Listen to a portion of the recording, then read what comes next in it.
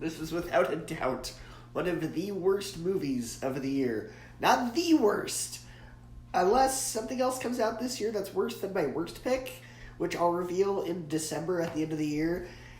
It's pretty low, though. It's like the second or third worst movie of this year. Now, I'm fine with doing spoofs or modern retellings of classic stories. Shakespeare's been modernized and parodied or referenced in other things. Movies like She's the Man, 10 Things I Hate About You, West Side Story, The Lion King. There's a ton of these. But the difference between those films and this, those films were entertaining. Those films were clever. This one is not. For a movie that is technically classified as a comedy on IMDb, they forgot to write jokes.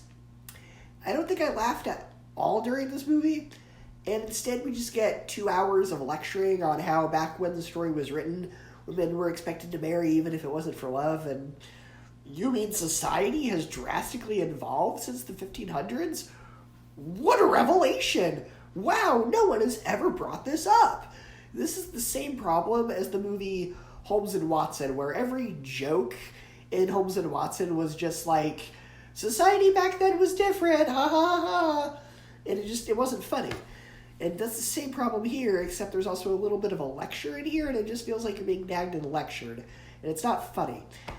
And the main actress and character who we're supposed to root for, she's so incredibly unlikable. She is not a pleasant character to spend time with. She's so annoying. This movie isn't clever, it isn't funny, it isn't the slightest bit entertaining.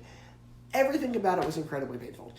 If you want to modernize Romeo and Juliet, I would recommend watching the Baz Luhrmann version, because that movie made some very odd choices, but it at least had style. You can't deny it at least kind of stands out from the other adaptations in a good way. So this movie is not worth your time. Skip it completely. Rosaline for me gets an F, 0 out of 10, and a 0 out of 5 stars.